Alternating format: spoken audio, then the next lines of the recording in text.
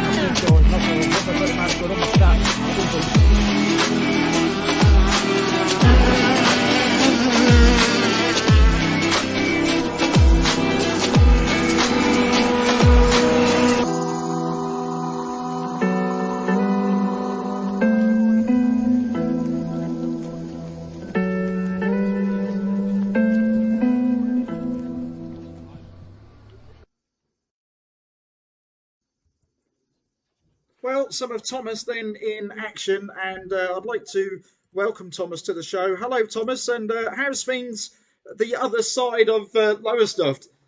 Yeah, hello everyone. It's been a bit of a hard 12 months, but yeah, it's been hard obviously with no on water action, but yeah, we're ready to go and just have to see when we can get out again.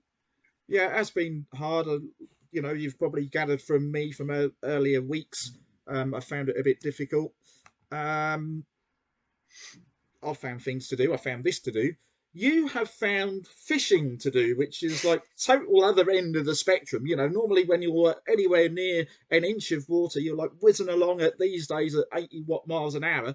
But no, you're just quite happily going up the Broads or wherever you decide to fish and pulling little fishies out of the water, or hopefully big fish out of the water.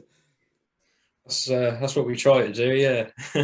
No, I've always had a bit of an interest in fishing, but that's kind of the only thing you've been able to do this lockdown. So yeah, sort of no better time to kind of take it a bit more serious and yeah, kind of get involved a little bit with the match fishing scene. So yeah, I've been enjoying it and just take a bit of time out to chill.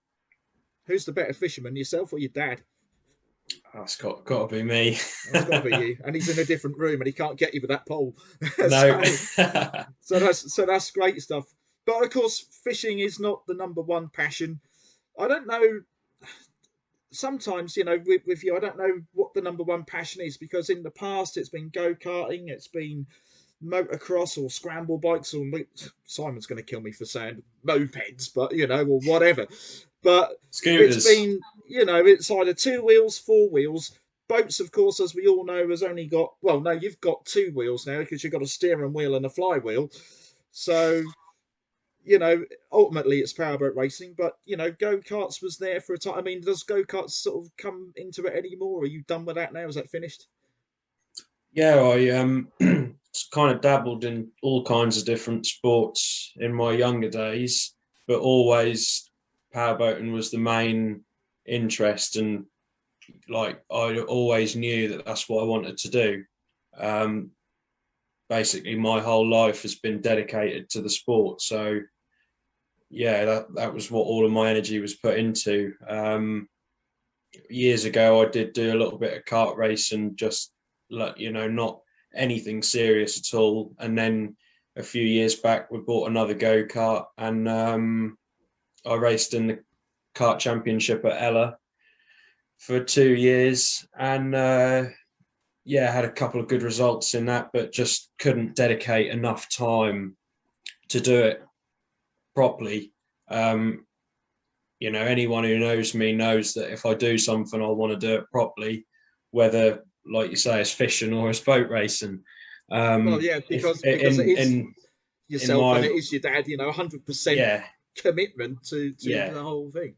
in my head, if you're going to do something, you've got to be the best at it, and there's no point settling to be just a competitor. You've got to do it to be the best. So yeah, we couldn't dedicate enough time, so took all our time back to powerboat racing. To the number one thing. So I'm just going to hold fire for a moment because I just noticed. I don't know if you all got any comments coming up, but I don't know if people have got issues logging in or not. But I mean, we've got 59, I think, people logged in. So we'll carry on anyway, and then I'm sure someone will tell us if the stream's not actually working. But we'll just carry on. So yeah, so that's a little bit about other side. That's a little bit about go karts, and you've done scramble bikes for a bit and whatever. But I want to know because obviously you tell me the other day, you were a member of the club since 5 years old. I know what happened before then because I know exactly when your dad was 5 years old. Me and him were running around the park pretending to be our club heroes or our powerboat heroes. That's what happened when we were 5 years old. But then obviously fast forward a few years, you were born and you were taken down the club. What happened? What was it? What was your first memories of watching powerboat racing, and what kind of hooked you to say to your dad, I want to go and watch that next week again? Yeah, but basically, like you say, it was my dad that was my route into the sport. He raced before I was born in hydroplanes for a good few years, and then retired. Back in 2006, he then decided to start racing again, but in the monohull class. That was in 2006. So that was when I was first introduced into the sport. And yeah, as soon as I kind of got involved, I just loved it. It was great, like club and, all the boats and big crowd. And it was just like amazing thing to be a part of and just loved it. He raced up until 2011, which was when I was old enough to compete, and it was kind of always like gonna happen. He was like really keen to get me involved, and I was keen to get involved, and it just kind of went on from there. But to be quite honest, I it was quite a long time ago. I can't actually remember like memory of the club, but yeah, back when I was first involved, there's a lot of drivers back then that have retired now, and There was there's a lot of new people 2006, come into Thomas. the club. I've got you won't be able to see this probably, but I've got the 2000 that's the 2016 program. That's not the one I have. Where is it? That's this one. It's this one, isn't it? So I've got the 2006 program here. Drivers in juniors back then. Who we got? We had Tom Tennant. So there was a Thomas there. Tom Tennant. Luke Hugman was racing in juniors. Kieran Ricks, Joe Dobson, Luke Cleveland, James Bowman was kicking around then, as was Josh Wright, as was George Perks, Eamon Burr, Jake Wisdom, Luke Cleveland. They were the drivers of the juniors, but senior drivers. Oh, Drakey was racing then in 2006. Mark He'd have, Williams, he'd he's have been raced just forever. coming off of his club championship in his monohull, and then following a yellow boat around. He would have been, yeah, because your dad was racing, as you say. He was racing in monos back then, back in 2006. Simon Emerson was there. Penfold, Ryan Penfold, of course, and Katie Burr. So they were the mono names, cat names. Brian, your granddad, of course. John Masters, Nigel Hall. Dave Crebban even had his name in the program back then. Ian Smith was racing. Scott Curtis, obviously, still current. And Steve Cook, Steve Cook from Formula 2. So, and then in Hydros, we had Brett Duncan, Barry Turner. Barry was still racing then. Yeah. Sean Barnard, Rixie, of course, Julian Codland back then, Jeff Lowther back then, Nigel Stopforth back then. Um, I was racing, Jenny Bilton was racing back then. Brett, So some of us are still there, some of us obviously aren't still there. What names who were the big superstars for you back then? Well, yeah, just when you listen off all of those people, I can remember all those people quite well. I remember seeing all of them people racing and just all still involved in the sport one way or another. And I think it goes back to the same thing. Like once you get involved, you're hooked, and it was the same for me. As soon as I got involved in the club, I was just obsessed. So yeah, I just thought everyone was like amazing, really. As a little kid, just thinking, hopefully that'll be me one day. Yeah, I mean, overall, when you're 5 years old, anyone that's racing a boat is a hero, I suppose. So were you like tugging on your dad's arm, saying, "Look, can I have a boat? Can I have a boat, please, Dad?" Is it like that, or? Yeah, something like that. The first boat what we got, yeah, that was back in 2010, and it was all a bit of a surprise for my birthday. Actually, I remember my dad picked me up from school, and we're driving down the road in his van, and he said, "Oh, look, I've got a new car in the driveway," or something like that. And there's this yellow speedboat all stickered up and everything. So yeah, the old And of course, for those people who won't know the significance of the colour scheme that you carried out all throughout the GT15 days, and the GT30 days, I've even gone red tonight. Look, red top, and we're talking about, or sorry, red bottom. The bottom of the boat was red at the bottom. The yeah. top half was yellow, and that, of course, your dad campaigned in these mono days with that colour scheme, and obviously you continued through the GT classes with that. So this yellow boat, anyway, this yellow boat arrives. I'm going to show everyone what this yellow boat looked like, hopefully, and it looks something like this with you at the wheel. And the picture I'm showing them, Thomas, is where you got it sideways, which is a photo that you sent me. And it's that Burgess boat. It's one of your first times out in it. You're pushing your limits already, and it's only what your first go or your first couple of goes in it.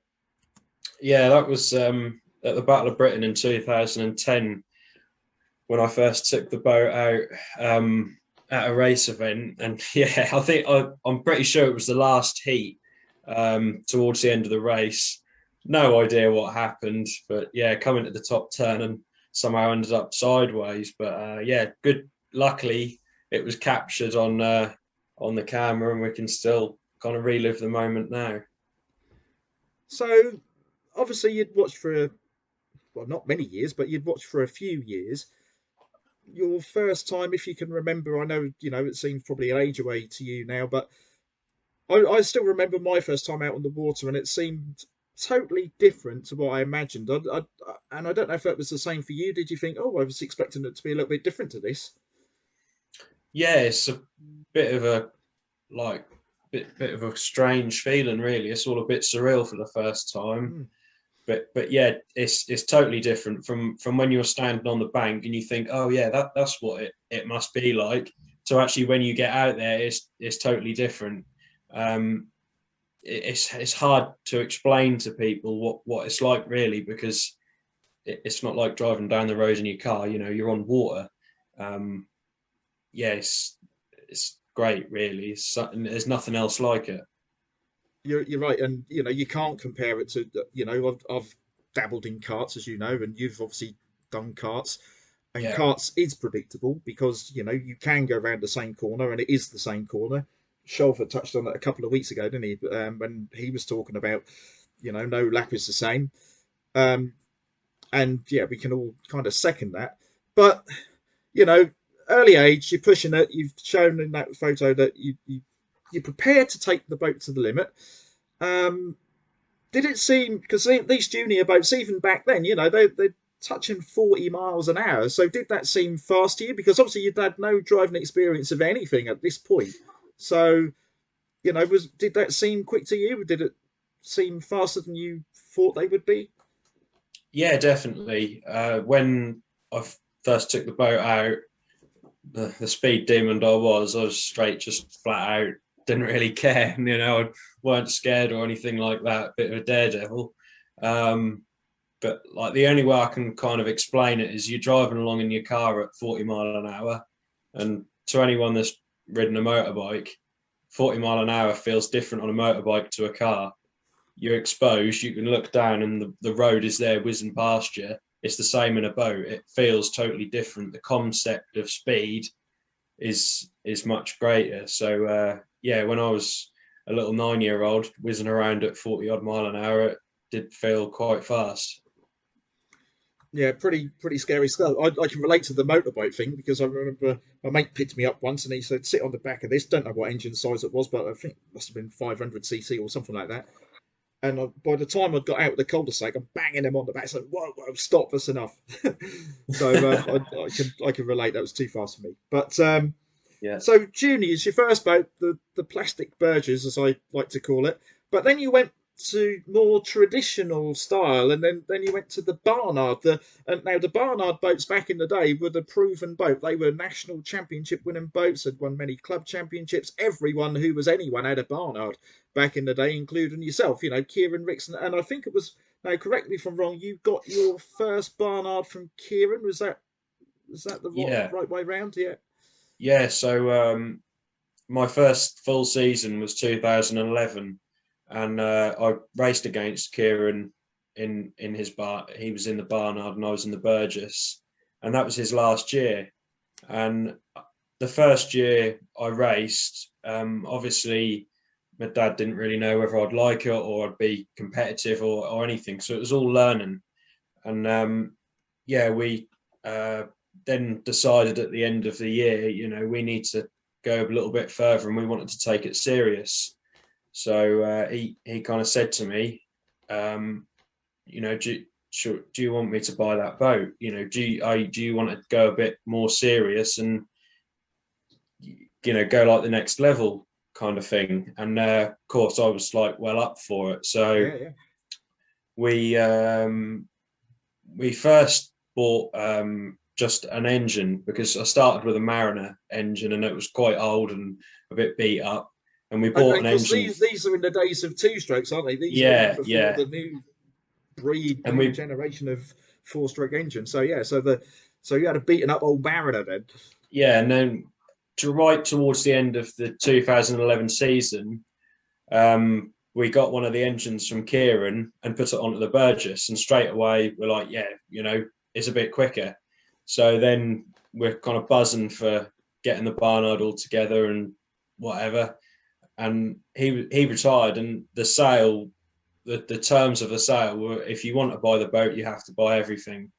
So sold the Burgess and all the stuff with that, got the Barnard, and there was two boats. So we took our choice of the boat, renovated it all in the winter, done loads of work to it, and yeah, loved that boat. I would say that is probably one of my favourite boats of all time. That it was just a great boat to drive, and yeah, great fun.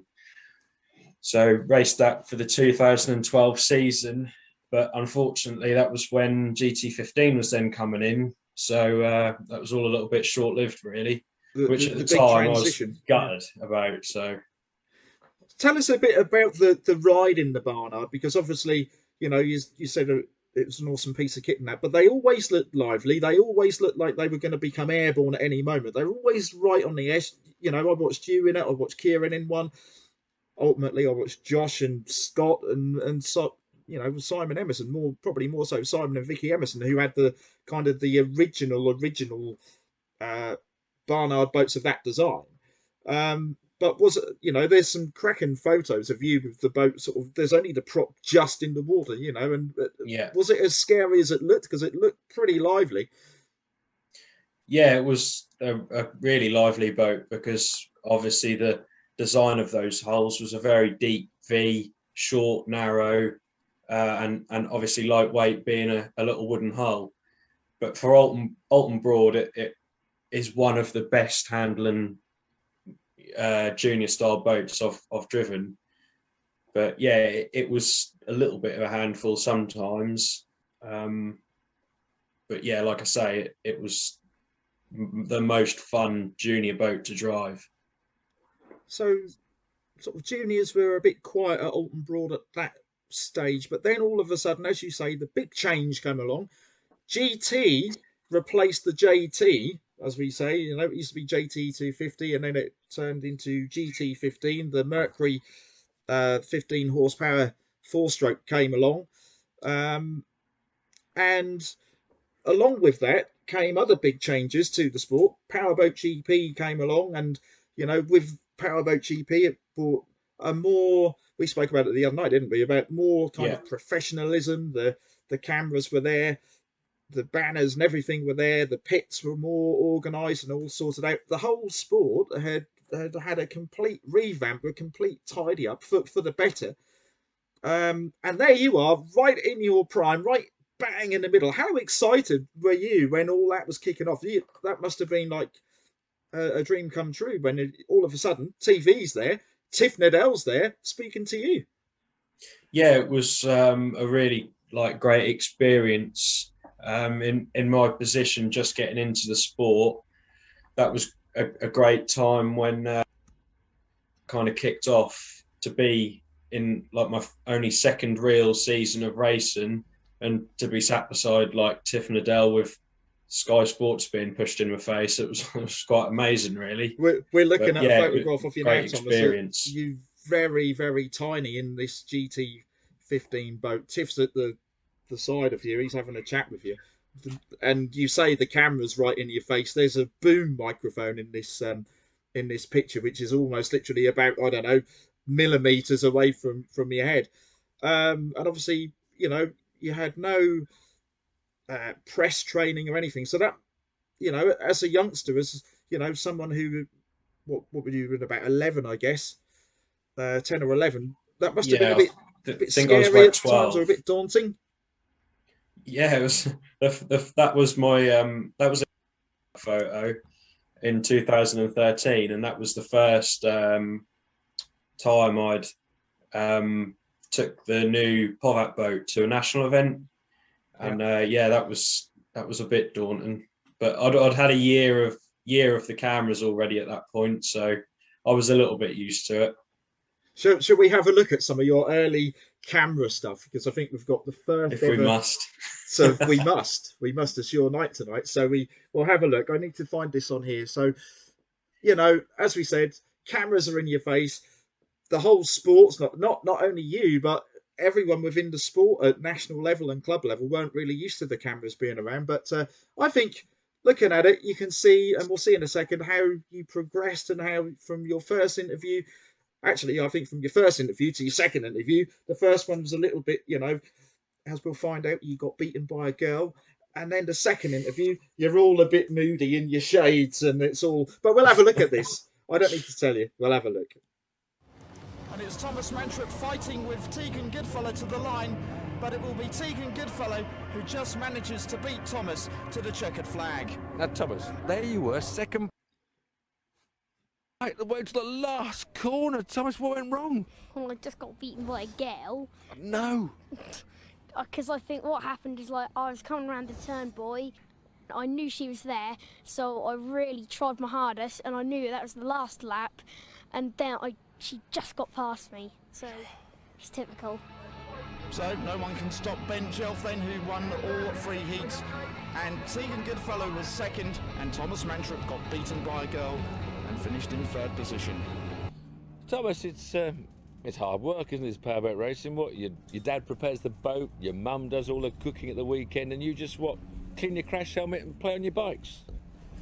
Yeah, I let me and my dad sort the boat side of things, and my mum sort of cleans my overalls and gets my clothes sorted out for me. Well, now you're having a good year in the British Championship, nearly into second place now, catching up the leaders, but this weekend it's a sprint title to be won. Can you sort this Jelf boy out? Well, I think if we can just adjust the engine height or trim it out or trim it in slightly, maybe do something different to the propellers, try a different prop. I don't know really, it's all trial and error, but I've got a little plan, so if it all goes well, I could always go to plan B. He's got a plan, team, and if he hasn't got plan 1, plan B is there as well. Good luck, Thomas. Thomas, just 0.4 of a second off Ben Jelf in qualifying, and then during the race you got alongside but couldn't quite complete the overtake. I wasn't expecting to get off the line as quick as him, and I had a good run up to the first turn, and I tried to come up as inside on the first turn, but then I was just hanging on to him for a few laps, and then he hooked, so I thought, this is my chance, I can get past him. But just as I passed him, he then started going again. But do you think you got him rattled now? yeah, I've definitely got him worried. So I think what we see there, Thomas, was you progressively getting more used to the cameras. But of course, while the cameras are there, you're also trying to race and win championships and win, heats, win events, and win championships. So with all that going on, it must have been quite difficult. But the competition, I want to go and have a look really at the names you were racing against at national level, because I can remember them. But you tell me. I mean, there was Ben Jelf, of course, Tegan, Jess Beaumont. All these other drivers. I mean, I guess Ben was your biggest one at that time, your biggest rival. But who else was also there in the mix? We'll talk about Ben in a minute. But who else was in the mix? And you thought, oh, actually, they're beating me at the moment. They're quick. Yeah, though back then that was just like I say, when GT15 was getting started, and numbers were relatively low for the first year because obviously all the new boats were coming in. But yeah, the numbers grew quite rapidly, and there's all like these new drivers coming in. But yeah, like you say, Ben was my main competition. He was winning at the time, and he'd just come from the World Championship in that class. So really, he was the one to beat. But the main thing for me really that year was everyone had the same boat apart from him. He had the L7 boat, and everyone else was racing with the FSGs. So it was very close, obviously with him dominating really for that first year. And it was very close, because we'll show you exactly how close it is, because side by side, as we were many times, and it looked something like this. And I'm showing them, Thomas, a picture of yourself and Ben very, very close together. And more often than not, they were like millimeters apart, sometimes touching. How hard is it to not just get involved in an accident with these guys when it's at that level and the competition is that intense? It's obvious because you've got to consider like the water conditions and everything. As we all know, you hit a wave wrong and it'll send your boat into one direction or the other. You've got to obviously be in control, but racing close like that, it just comes with experience of how your boat handles and experience of how your competitors drive. And you've got to have trust in your other competitors that they think the same. And yeah, for many years, me and Ben raced very closely with good respect on and off the water. Yeah.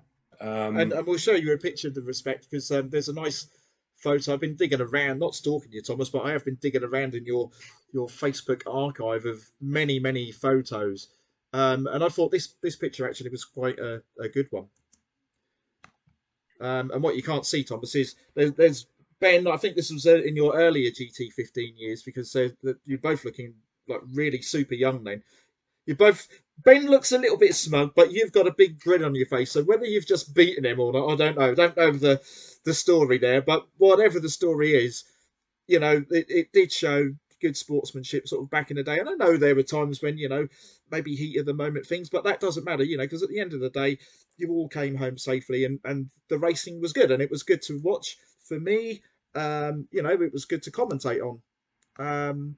So it's good to see that kind of respect going on. But moving on from that, I mean, obviously you say that Ben was the target, he was the man to beat. I mean, obviously you've been passionate, you've been, more importantly, super competitive. The satisfaction of beating Ben, I mean, what does that feel like? Yeah, it was great, obviously, to only have been racing for a handful of years and then to be able to take a British title from him was great. That photo you were just talking about, that was once I'd won my first British title. So a massive moment for myself. But yeah, it was hard because you know how competitive Ben was, like his dad, and the same with me. Both me and my dad are competitive, so it's like these two father and son teams going at each other for over the years, and yeah, finally did manage to crack him. But yeah, the first time I beat him was the sprints in 2013. And yeah, ever after that, really, I just carried on my momentum and knew then that it was possible. Knew how where his kind of weakness was, if you like, and just capitalised on that. So obviously you knew that he was the person to beat. You knew that you could obviously beat him, and to maintain your strength against Ben. What was going on behind the scenes? Like, I mean, obviously, what, you buying boats, because there was boats all over the shop in GT15. I remember new boats coming in, but surely propellers must have been the thing you were purchasing quite frequently, I guess. Yeah, definitely. Like I say, the first year everyone had the same boat apart from Ben, so we went a year with the FSG, and then knew that we had to do something different to everyone else to beat him. It goes back to the same thing, that if you do the same as everyone else, then you'll only be as good as them. You have.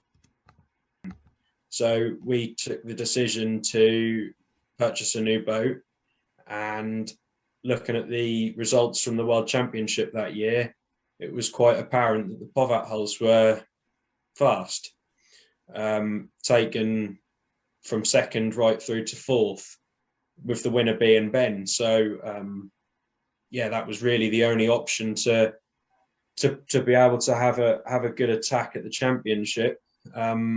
Yeah, bought the boat blind, really. Watched one video on YouTube and thought, yeah, that looks good. Saw a load of photos of it, and when it got to England, we're really happy with it. Kitted it all out, got it ready, and then at the start of the season, took it out for the first few times, and we had a lot of trouble to start with trying to get it set up and balanced correctly, because the boat originally was designed for the two-stroke Yamaha engine. The four-stroke obviously being a lot heavier, you've got to change the balance. So once we figured how to get that right, yeah, it was really a winning combination. And obviously in 2013, you did get the balance right, because looming round the corner, sort of, I can't remember what month it was now, but it was obviously later on in the season, was the Nottingham event. It was the GT15 UIM World Championship event. And I'm sure when you first started, racing back in 2011, I'm pretty sure that in your head, you probably didn't expect to be lining up with, I don't know how many boats are in the race, but it just seemed like thousands. But obviously there must have been, 16, 17 boats in that race back there in 2013. And there you are in the thick of things. I mean, how did that feel as a youngster, with all, not only drivers that you have raced against, but all these international drivers that you'd not raced against and never even met before?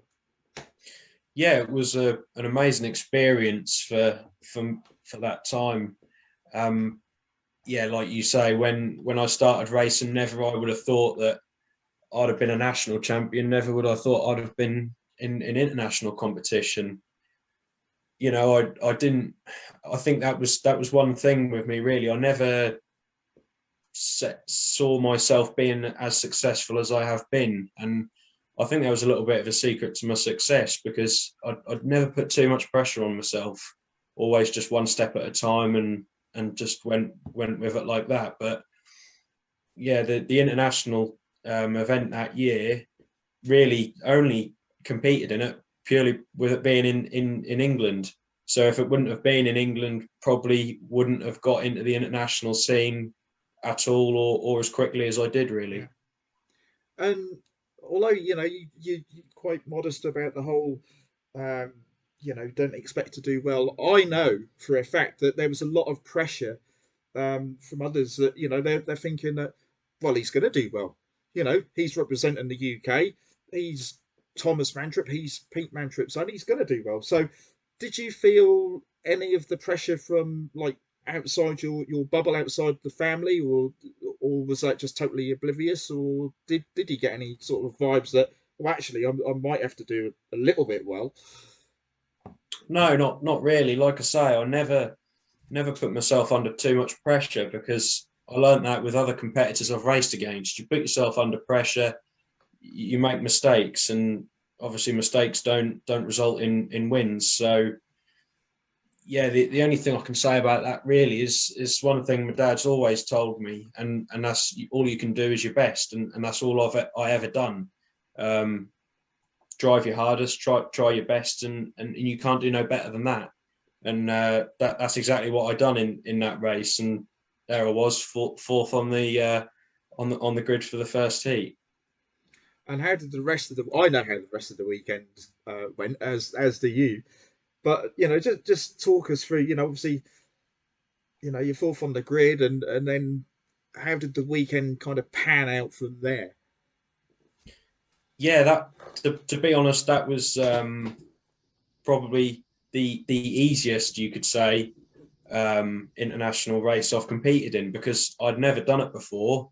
There was kind of no expectation, if you like. There was no pressure, and I had nothing to lose. I was the underdog, so I've gone into that race not expecting anything at all, and then yeah, came out of it with a silver medal in my first ever international competition, which was great, and that really kind of opened up my next phase in my career.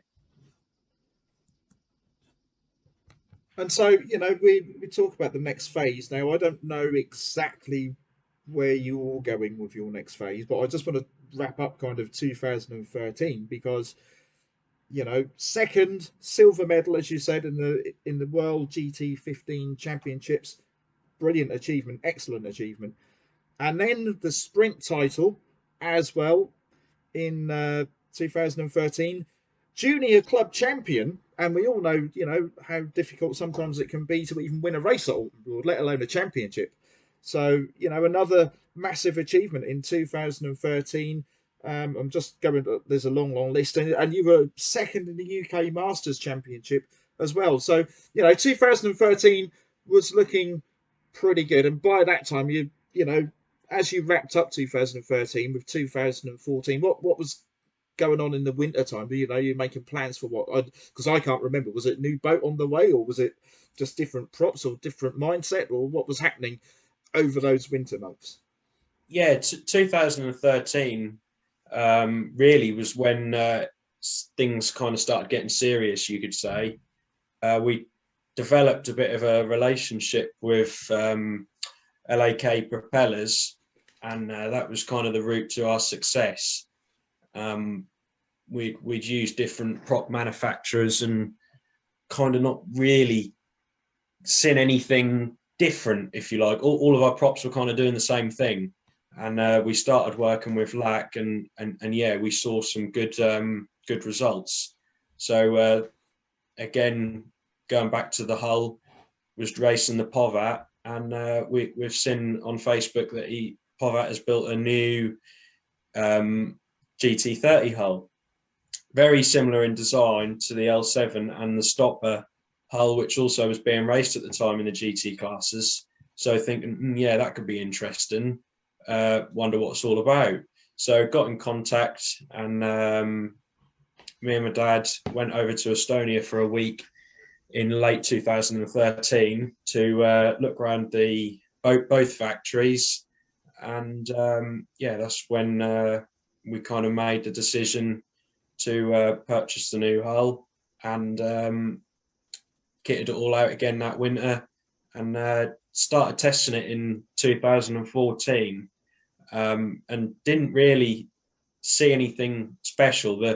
The original boat we had was still quicker, and that was what the boat builder told us. He said, "Oh no, that won't work. The boat's too big, and you don't want to do that." Blah blah blah. And, no, we want that boat.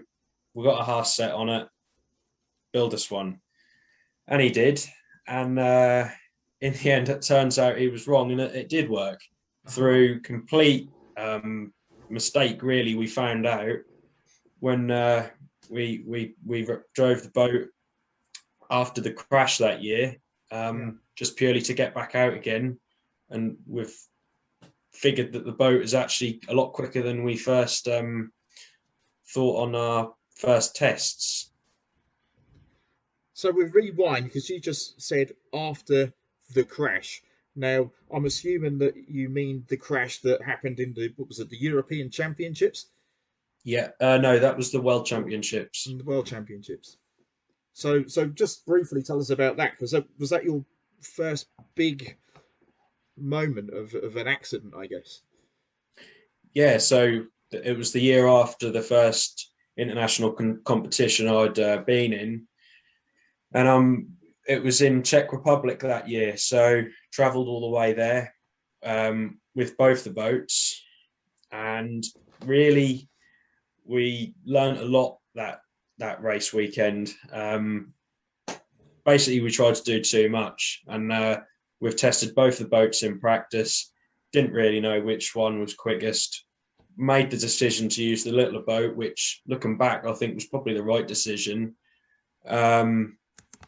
Qualified with the boat, and I can't remember, but I'm pretty sure I was third in qualifying, or third or fourth. But yeah, the focus wasn't quite there, and we were all expecting everyone to be a lot quicker, and they weren't necessarily a lot quicker, but there was a lot of different competitors, and that whole meeting was just crazy, really. There was people driving into each other and all sorts of stuff, and it was just a disaster, really. It was one to forget. So first heat, like I say, qualified fourth, and didn't have the best of starts, but it wasn't too bad. The main issue being that the pole sitter had qualified really, really well, and the propeller he had was great on the circuit, but just didn't get off the start line. So me and the second and third place boats have gone off the grid. Third position and second position are ahead, and like I say, I was a little bit back. And then first position is on my inside. Come up to the turn buoy, started turning in, and then bang, he's come straight into the side of me, over the top. Another boat came over the top from the other side. Wow. And it was all just a bit of a car crash. All just a disaster, really. So yeah, that was a bit of a I wouldn't say a scare, but it was a reality an eye opener for me. Yeah, because that was the first crash I've been involved in. Yeah, and I think sometimes you can get. I'm not saying you got complacent, but sometimes the whole sport sometimes gets a bit complacent. You kind of think, oh well, accidents are not bad ones, haven't happened for a while, or we haven't seen a big smash up for it, and then all of a sudden there is an accident, and then it's kind of like a big wake up call, and think, oh, this is actually real. This kind of thing can happen. So, but obviously, you were keen to get back out in a boat again, and what, a few weeks later you were back doing your stuff at Sturepy, I guess. Yeah, that's right. Got back to England that week straight away. Booked into the doctor to have a check over to be able to get my license back again, and was just keen to get straight back out again. my dad had said to me, you know, if you don't want to do it again, I'm not going to force you to race again. If it's scared you, you know, that's fair enough. But you know, at the same time, if you want us to carry on, then I'll still support you. So I decided, you know, I want to carry on, and it hadn't scared me or anything like that. And yeah, like I say, the new boat which was purchased that year was all that was there to drive really, because the boat which was involved in the accident was a bit of a write off. So built the boat back up again that we'd had in the garage, as looking sort of a bit sorry for herself. And yeah, took it to Sturtby, and that was when we found that it was actually really quite fast. So it was a little bit of a blessing in disguise, really. I'm trying to think your transition, which we'll talk about GT30 in a minute, from GT15 to GT30. So what year was that? 2015, or did you have, or was that 16? 2016, I started in 2016. 30, So yeah. so 14 we talked about there. 2015, your highlights really from then were what? Yeah, 2015 was arguably my most successful year, taking out nearly all the titles in England in GT15, and again racing overseas in Finland. The next foreign competition after I had the crash in Czech Republic, and we went into that event a lot more knowledgeable about racing in that kind of competition. We took just the one boat, and the focus was all on one thing then. So a lot more focused. I was a little bit older, so a bit more aggressive driving, more experience, and yeah, again took the second position. Qualified actually in pole position on that event after a mistake by Arand. It was a 2-lap qualifying, and yeah, he was under the pressure and made the mistake, and yeah, won the first heat, and then yeah, just was not quite that quick enough to keep the position. But again, second, good result, and yeah, then we had the European Championship in Nottingham again at the end of that year. Took the third position again, respectable result, and yeah, was happy with that. So I've had 2 UAM medals, and like I say, all the British titles. And we're thinking, yeah, the boat is running really well. We'll have a crack at the speed record. So went to Sturtby later that year, and it had been arranged that we could go corner to corner of the lake to try and get a straight run and see what we could get. And yeah, the whole way, 45 mile an hour, which was enough to beat the record. But tried every single little thing in the book up at Coniston, but just could not manage to settle the boat enough to get it to do the speed both ways, unfortunately. But did manage to match the record. So the intention was there. And as you say, to kind of wrap up your 2015 season, it went, and you know, kindly you messaged me the achievements there. So you were UK Masters champion. You were second in the UAM World GT15 Championships. The RYA British Sprint champion. You were the Lowest Northern Motorboat Club Junior champion. Third in the European GT15 Championship. RYA GT15 British champion. The Sturtby Club champion. GT15 World Speed Record match beaten in one direction.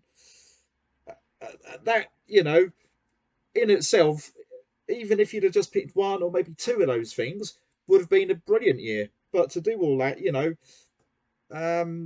in the GT15 class, I mean, I think what I'm getting at is your memories from GT15. But is there anything that particularly stands out in your head and thinking, yeah, I'm really proud of that moment? If there was one moment that I could actually just take with me, this is my GT15 moment.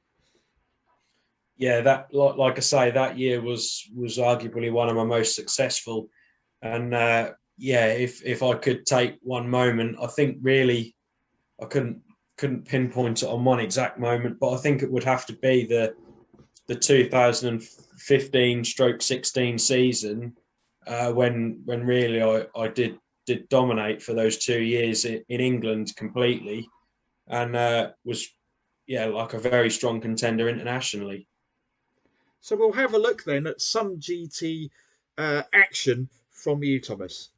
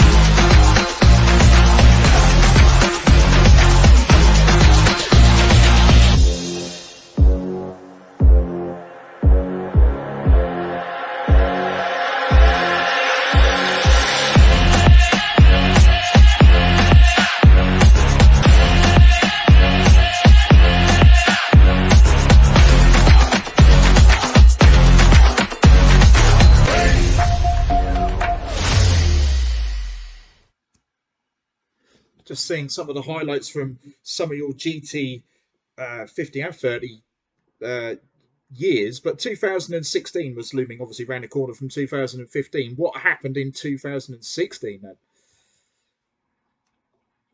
Again, like I say, a great season, taken nearly all the titles in England, and yeah, again a successful year in Europe. Unfortunately, didn't manage to compete in the World Championships that year, which was a little bit frustrating because sitting at home watching it on a live stream, just knew that we could have been successful, but it was what it was. And the European Championship was in Sturkey that year, so not all was lost on the international scene. So yeah, again, it was a third place in the EC that year, keeping up the podium streak, if you like, but still not quite cracking the gold. So yeah, it was a very good year, and again, going up to Coniston and having a crack at the record, but frustratingly again just matching it. The transition then to GT, or from GT15 to GT30. So obviously, all of a sudden you got 15 horsepower spare or extra to use, depending on what you do with your foot roll. So was that difficult? Was that, the power obviously is more noticeable.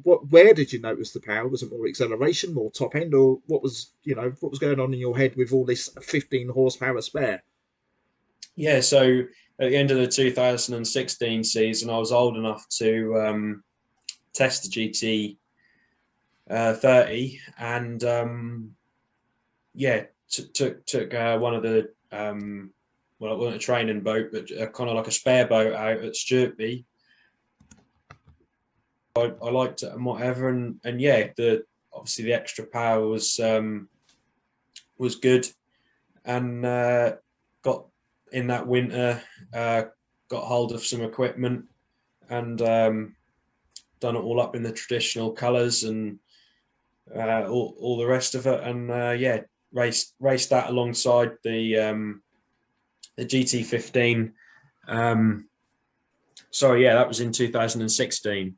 Yeah, raced them both in 2016, and then took the step purely to 30 in 2017 when we decided to sell the L7 boat, which we had been using.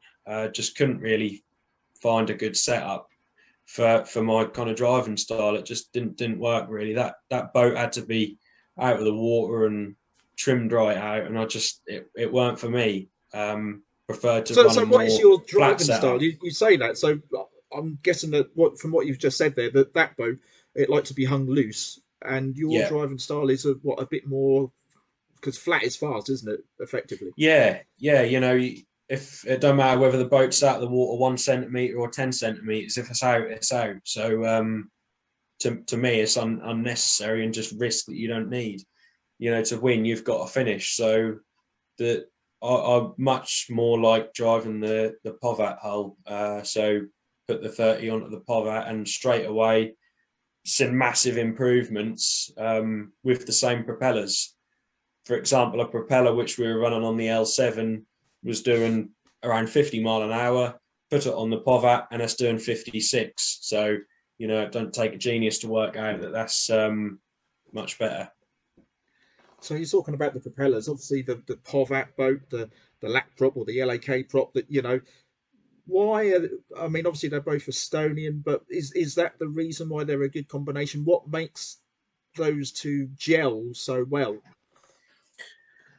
I don't know, really. I think it's the same with everything.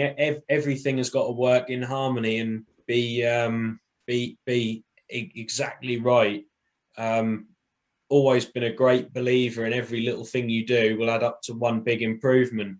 So always finding a little extra piece that you can change or improve, and it all adds up to make a big difference. So really just the boat, the engine, the prop, the setup, everything working together well provides a good boat to race with.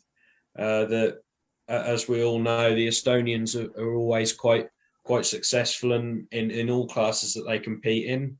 And both the LAC props and the Povat boats are proven hulls across many classes. So really it was a winning combination. I guess the Estonians have got more time to test. I guess that's a big part. I suppose. I suppose they can test. We've got obviously a lot more restrictions over here where we can't just rock up at the nearest lake. We'd all be down Alton Broad doing it. Well, we'd be there now, wouldn't we?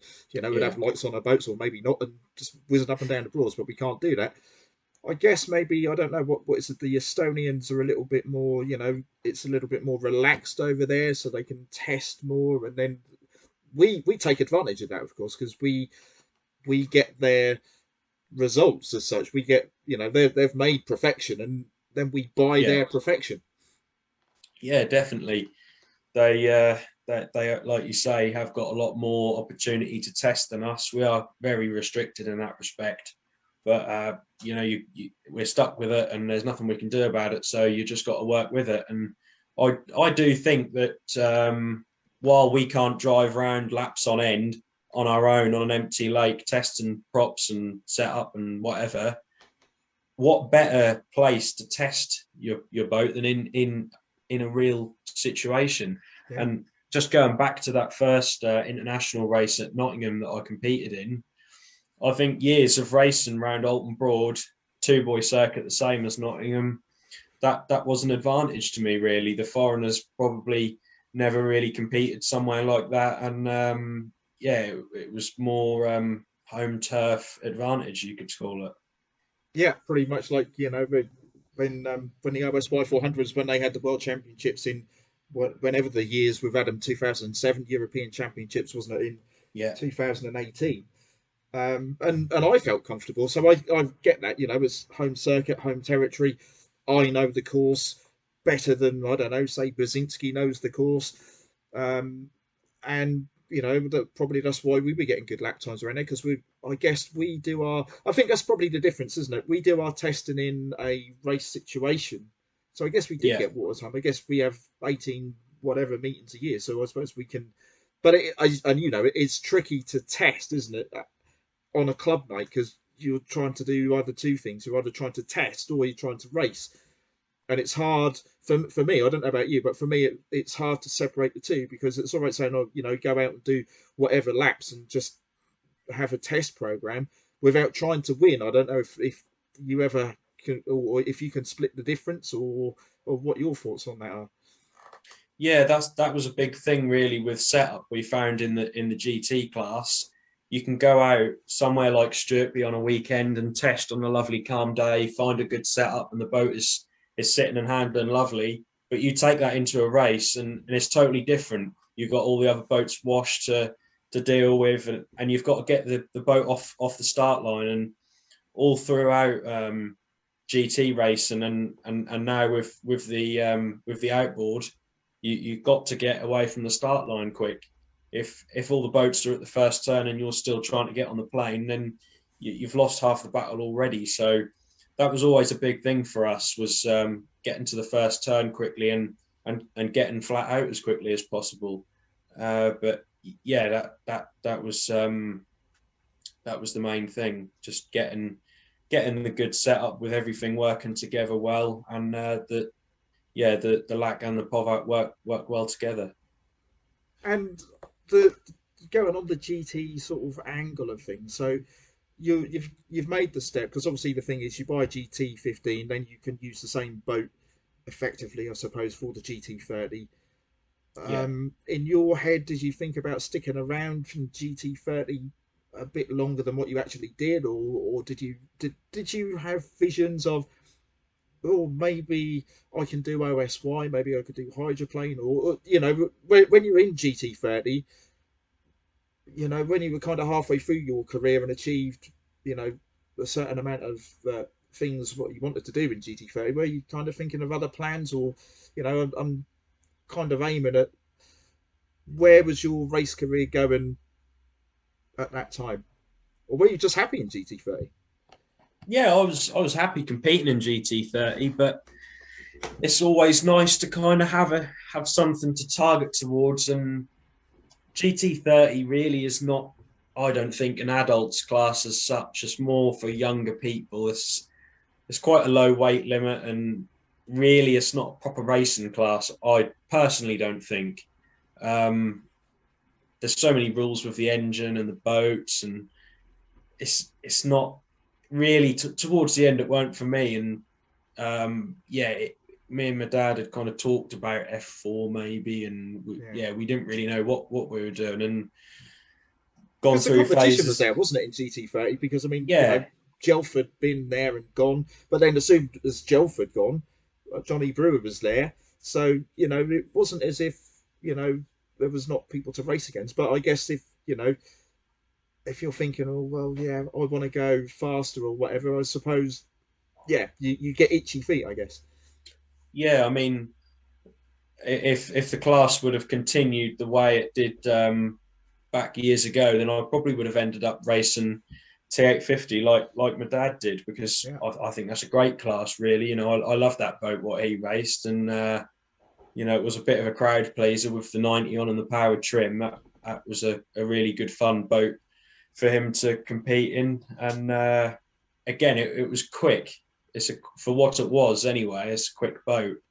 But we didn't really know where the sort of path would lead to at that time. But just sticking with GT30 for those couple of years. So we'll just wrap up the whole GT 1530 thing. I just want to play a video of some of the bits from that time of your GT career.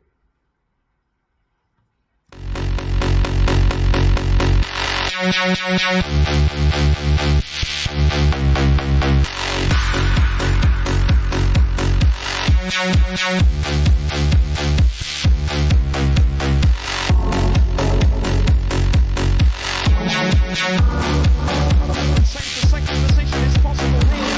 But Thomas Mantripp,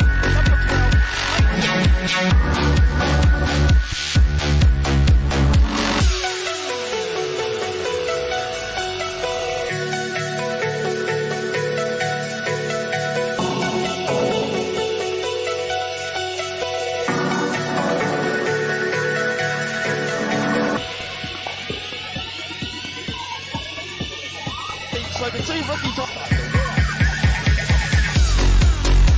Start, and you're sort of stuck in the wash, in the prop wash.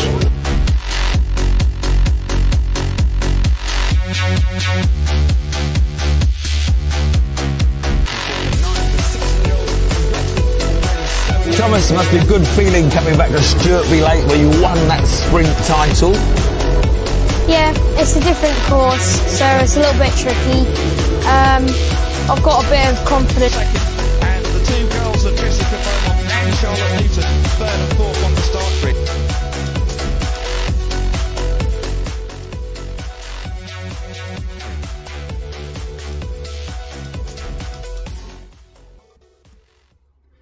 Well, some happy memories of the GT30 and, of course, the GT15 times that you had. So let's talk about. So we're at Sturpey. We're both there. You're there. You're doing probably GT30. I'm there trying to do whatever I'm trying to do, probably something in OSY. And then all of a sudden, there's a little bit of a rumour going around the pits that you're going to take out an OSY, and not just an OSY. It's an ex-World Championship winning OSY, and it's Wayne Moyes' OSY, and you're going to be driving it. I mean, how did that conversation start, and what possessed you to get in? I mean, you know, it was a brilliant boat to have a go in, your first ever go in an OSY, and you're getting in a boat of that quality, of that, you know, the history behind that boat. I mean, you know, just talk us through how that developed. Yeah, that was really the point when me and my dad decided that we were going to go to the next step and try out a laydown. So Wayne was there, and I can't really remember how it came about, but I think it was something like the Saturday night we're in the clubhouse. Oh, you know, you can have a go in my boat tomorrow, something like that. You know how all great things kind of happen. Yeah. And there I was. I've ended up in his boat, and taking it out for a couple of laps. So yeah, obviously, massive thanks to Wayne for letting me take his baby out. And that was what kind of took me into the next part of my career. And we then went up to Coniston with your Basinski boat. We'll talk about that in a minute, but I Mended. want to know how you felt at that time. 2 laps, you know, you've gone out for a couple of laps in it. I mean, the power difference, the driving position, everything was alien to it. The noise of the OSY engine's different to the GT30 engine. Yeah. You know, I mean, there's a lot to contend with. But me standing on the bank, and I watched you because I'm thinking, this could be competition, and at some point I'm going to be racing with you possibly in OSY, and I'm thinking, I need to watch this. I needed to watch it anyway, but I needed to watch what you were up to, and we were all impressed, and I think everyone watched who was there, and it's like, wow, that just really happened. Thomas has gone out and he's just flown around the racecourse. Yeah, I was like anyone knew really. I was a bit shaky, but never ever been in a laydown before or OSY or anything like that. And driving with took one it out hand, and kind of you was, can do that. You can do that. was a bit natural, really. I then found, took it out for about 3 or 4 laps, I think, and straight away just knew I loved it. And like you just said, it did feel really quick compared to the 30. You're obviously laying down, so a lot closer to the water, and again, totally different concept to the speed. So yeah, that was great, really. Taking it out, and straight away then, yeah, I knew that I was kind of in love with the laydown. And then you had this bizarre challenge. Both yourself and Wayne went up to Coniston. Rather than share the boat, you took the Basinski up there, which I just show everyone. So you took this boat up there, which was my 2000 and whatever. Was it 2016? No, 2000. I can't even remember when I won the championship, but it was the previous year's championship winning boat. You took that up there, up to Coniston, and you know, just tell us a little bit about that weekend or week. Yeah, that was a good week up at Coniston, really. We took both the 30 and the OSY, and to start with, again, it just started out as an idea, probably in the clubhouse on a Thursday night. Oh, we'll try and have a crack at the OSY record, and going up there, our main focus was to try and do the 30 record, but again, just struggles with that balance. So turned our attention to the OSY, and yeah, managed to establish the the record, and that was then my first record I had, and gained my silver star for the record. Which was a brilliant achievement, and so then it got you thinking about hydros after that. But how did because you had the go, you had the taste. OSY, I thought, now where's this going to lead? I was thinking, is this going to be hydro? Is this going to be OSY? I'm thinking, right, my money's on it's going to be OSY, and you can, brilliant, you can buy my boat. I can buy something different or better or whatever. Because as you know, always my boats are always up for sale, even if they're not meant to be, but they always kind of end up for sale at some point. But you're sort of thinking about stuff. I go out and sell my boat. Well, no, I didn't. I did sell it in the end, didn't I? But I went out and bought something different. And what were you up to? Well, to be honest, I didn't really know what the future held. We still had the GT30, kind of thrown the idea around about OSY, but never spoke about outboard. And I've since I'd been involved with the sport, always loved the outboard class. That is, in my eyes and many other people's eyes, the ultimate kind of racing experience on water. Bespoke built engine, bespoke built. It is a proper racing machine. So, it's not a 4-stroke mass produced engine or fisherman engine, whatever people want to call them. That was never anything that got kind of spoken about between me and my dad. And it was all a bit of a surprise, really, and a great one at that. So you say spoken about between you and your dad. The one person really that we need to mention really tonight is your mum, because it's okay doing GT15. They're okay. They're a manageable 40 miles an hour. GT30 is manageable as well. Although, not to take anything away from those two classes, they can both be equally as exciting to watch. They can both be a bit hairy at times, But then, what's mum thinking at this point? I want a hydro, and not just a hydro. I want something quick. Yeah, we'll just kind of rewinding a little bit to the start. Anyone who knows me and my dad and my mum will know that if my dad will let me do something, then that's it. It's going to happen. So my dad's decided that I can race, and my mum didn't really get too much choice in the matter. And to start with, she's obviously hating it, and I don't want you to get hurt, and all the rest of it, like mums are. Yeah. And as soon as she's kind of got to terms with me racing a 15, I've then leapt up into a 30, and she's having kittens on the sideline with me going around doing 50 to 60 odd mile an hour, and then she's got to terms with me racing 30s, and then all of a sudden I'm laying down on what's close to a bloody ironing board, and she was ever so nervous about that. But then the outboard comes along, and she's now still getting to terms with that a little bit. But no, I mean, obviously, your dad helps. He does the prep work along with yourself, and what's mum's role in the team is what I'm trying to say here. Yeah, that's what I was then kind of going on to. Obviously, my whole racing career has been heavily supported by my dad, and I obviously couldn't have done it without him or my mum. And while it's mainly me and my dad going to the race meetings and in the garage till midnight, starting up hydros and God knows what else, my mum has always supported me the whole way through, coming to whatever races she can and helping. So equally kind of supported me in their own ways. Well, I just want to play this because I just want everyone really to see, the whole family thing. There's some really nice shots of you and the family. I'd like to say in action, but it's just natural shots of you and your team. Enjoy this, everybody.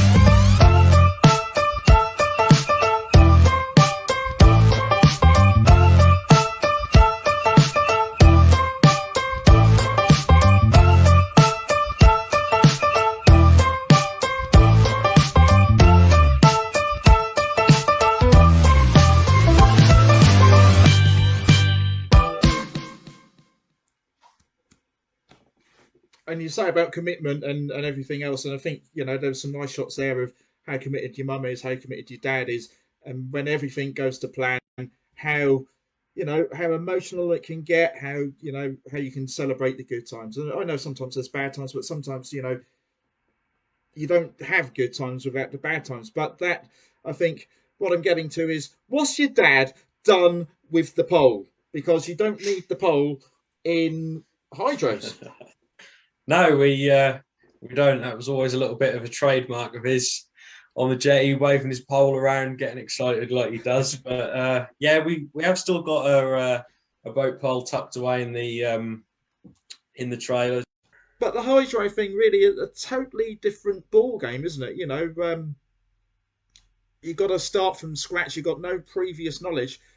The only things that you have got is experience from other people, and Alton Broad is, it's a mixture, isn't it, of sports boats and hydros. But the good thing is we've got some really top class hydro drivers within the club and previous drivers. And where I'm going with this is, obviously, we've got Rixie, who's there, who's got a fund of knowledge. And I remember Rixie back in his glory days, and he was fast, he was competitive. So he can come across as a bit scatty sometimes, but Rixie is the man. He does know his stuff.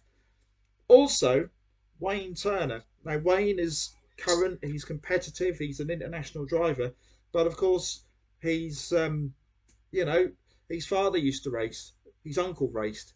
So all that knowledge.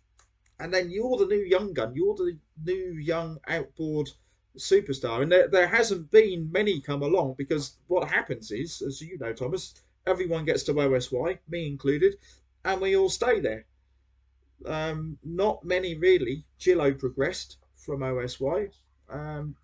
Wayne, obviously, as you know, went into 125 straight away.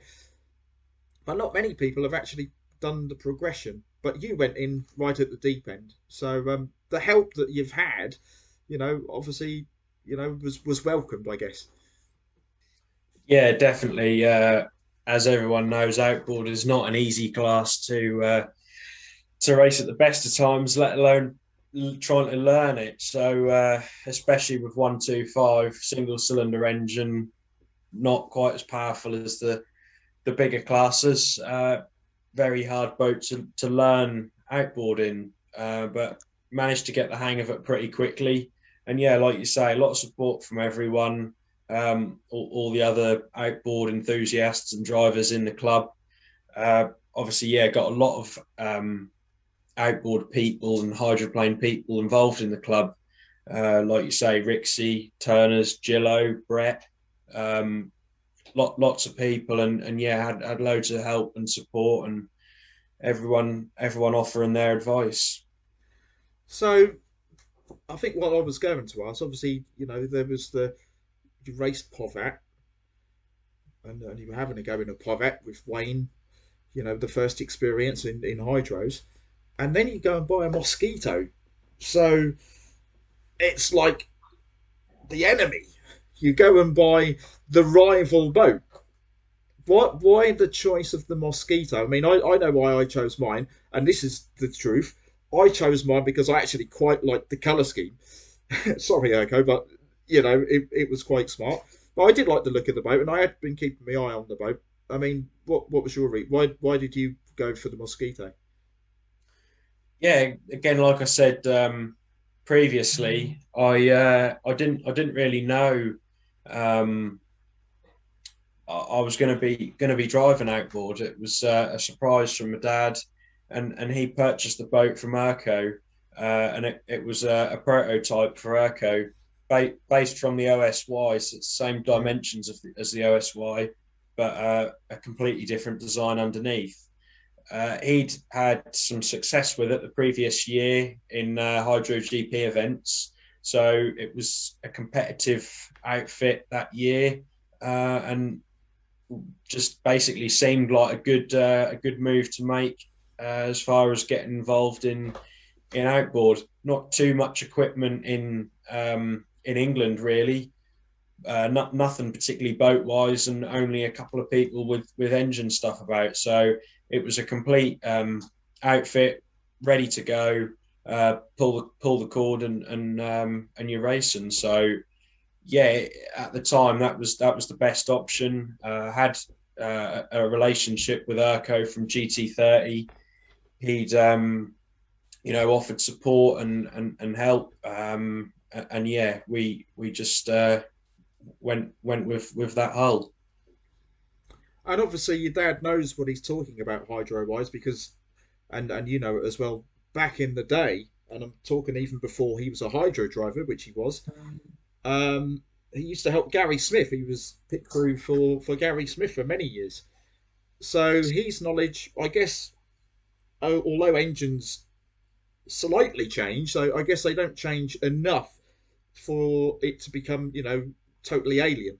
So that knowledge, the knowledge of him being able to drive, and did he relay anything to you as a driver himself in hydros back to you, or did he not feel relevant information was there? No, definitely.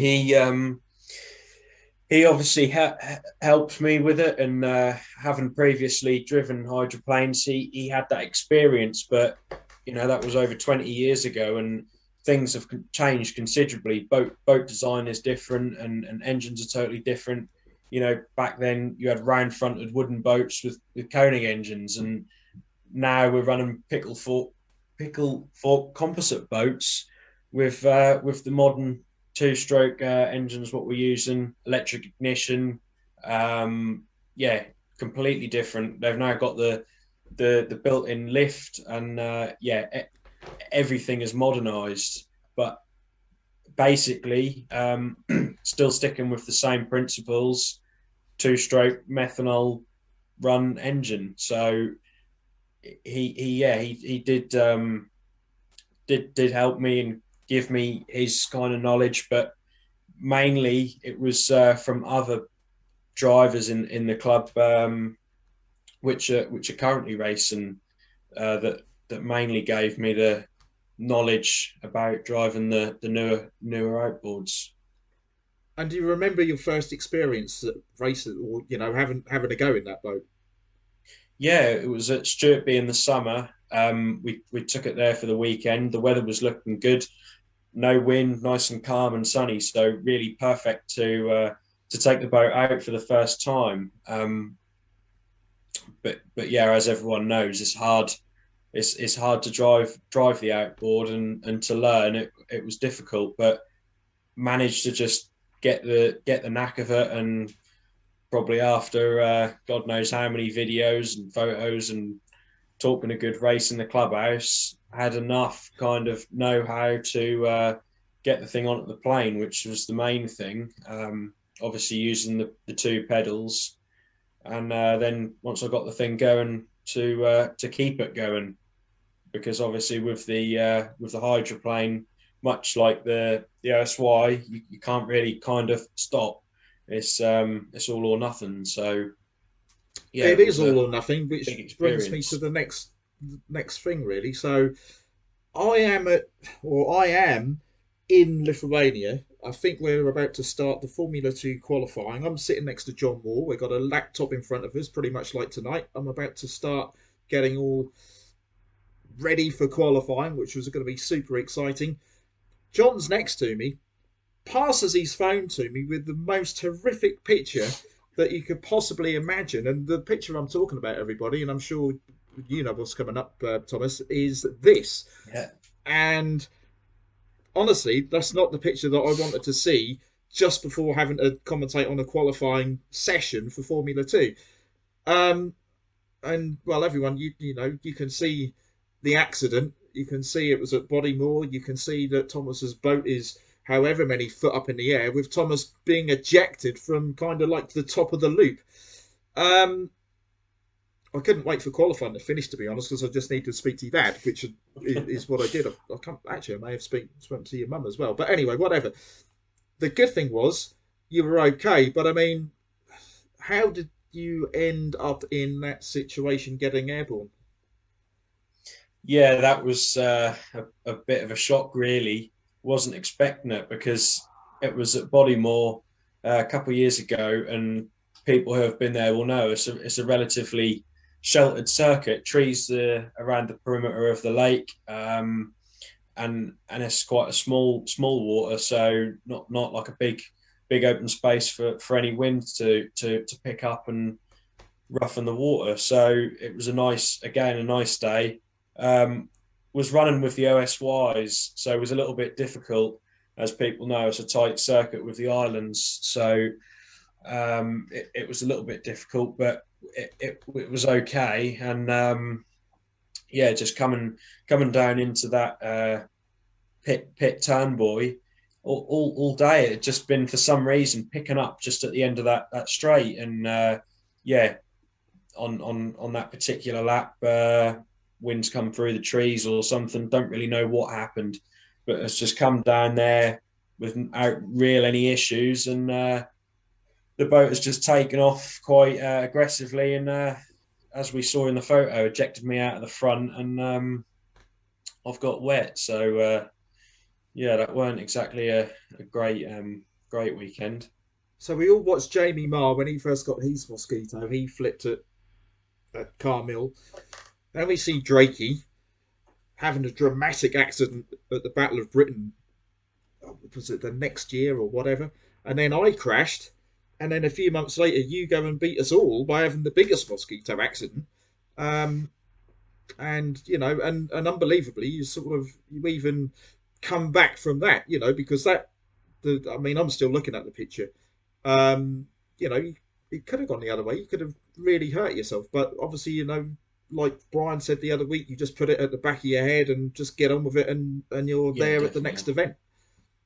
Yeah, definitely. If you're going to do it, it's nice to do it properly and spectacucularly. So I'm glad that it was a spectacular one, and just have to make sure that that's the last one, because it's not really the sort of thing you want to be doing on a regular basis. But yeah, again, going back to the crash in 2014 in the GT, just can't really dwell on it for too long. Got the boat fixed as quickly as possible, and straight back out again, and putting it to the back of my head. You can't, if you want to be competitive, you can't really let that sort of thing put you off. So that's a bit of a distant memory now. What I'm sure isn't a distant memory is you in that boat at Coniston, because the next clip I want to play is you doing your record run. Now, I always think being in a boat is quite an isolated experience anyway, even though you're in a race with however many other drivers. Even when I was in the European Championships, I still find it a little, you can have Basinski on the left-hand side of you, but it's still you, and all you can hear is the engine, and you can just see that little bit in front of you. So I find it personally quite an isolating experience.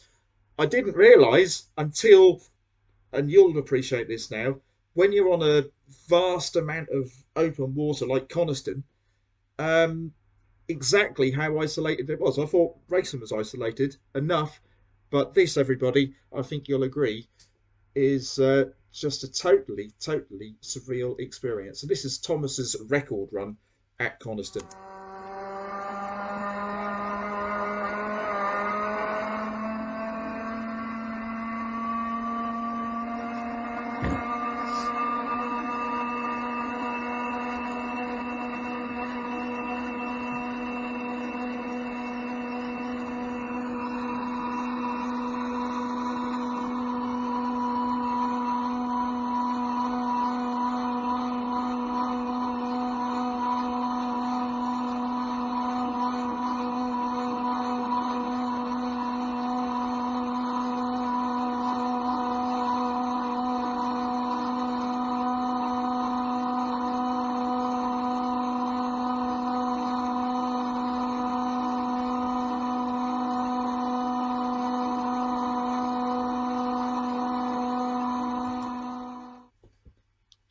And it goes on and on and on for a mile. So, what's that experience like? I mean, it looks totally, a different world altogether, a totally different experience. Yeah, that's give me goosebumps just seeing it again. That was really amazing experience and something that is kind of once in a lifetime. Obviously, I'd experienced the GT going up and down there, slowly comparing it to that, nodding up and down, and I'd compared the Erskine a little bit quicker. But to go down there at 90 was something totally different. Not really the ideal boat for a record, being short and wide, but it done it and got me up and down the lake in one piece, which, as we know, record breaking can be quite dangerous. And it managed to do it. And most surprisingly, the engine known as the Giuseppe Special managed to keep turning for God knows how many kilometers up and down there. But yeah, that is just crazy, really. Like you say, you think it's isolated being in a race. That's once you get up there, it's something like 4 or 5 kilometers from the pits. That's it's quite eerie. So you just see like the odd rescue boat here and there, and some bloke walking his dog. It's a bit of an experience, but yeah, that was really amazing. So the conditions that day, what we just seen, obviously flat, calm, perfect. The boat, I can appreciate the boat kind of seemed like it was behaving itself anyway. But what time of day was it? I mean, was it very first thing in the morning? Yeah, that particular video was on the Thursday, and I think I can't remember exactly, but it was one of the very early runs, first or second run of the day. We'd gone all week making runs up and down. Spent the first day. We went there with 2 engines, our race engine and another engine, which kindly Giuseppe posted to us to use, and he had great hopes for it, but it was a very hard engine to start off the line, with it being all geared around top speed. So yeah, we struggled with the conditions, because obviously it's very cold that time of year. It's relatively high altitude, and the air density, everything, the temperature, it all comes into it, and it made it hard to get the engine running. And we had a lot of trial and error.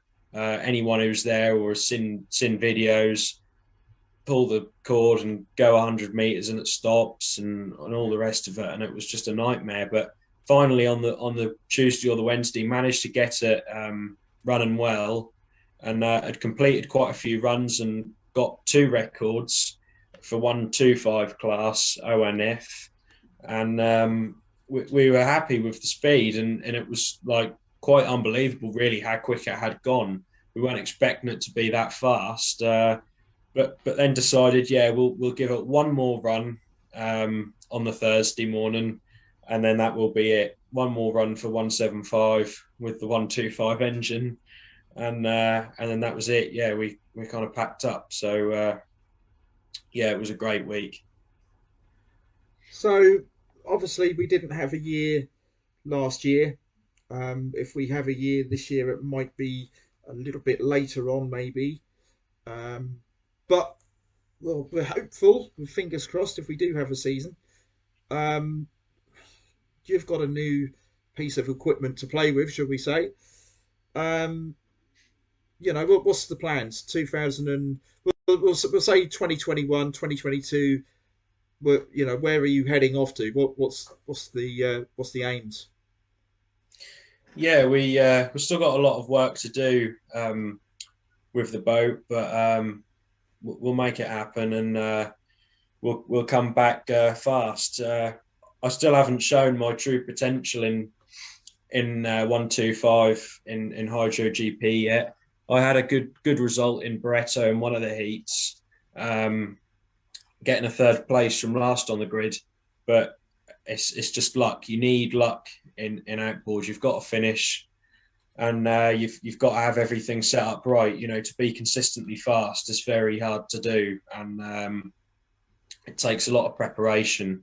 But it'll come, and we'll get there eventually. But yeah, for this year, we just got to wait and see. Who knows what's going to happen? We're on the tail end of a pandemic, and we may not even get to race this year. Yeah, we just don't know.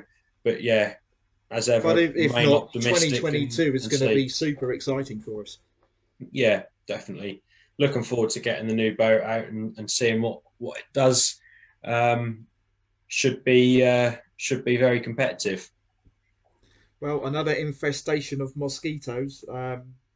It's just a bit of a shame that Drakey's trying to. Hopefully, Drakey's mosquito will stay in the country, so at least we're keeping them all over here. Thomas, it's been wonderful having you on here this evening. Do apologise about our internet connection. I think actually you've broken 2 more records that you may not know. So record 1 is I was trying to rack my brains the other day on the youngest person who has held a position on management, and I Quite don't know. possibly. It could possibly be you. I always thought it was always going to be me, but then that doesn't really work. But I think it may be you, but I can't confirm that.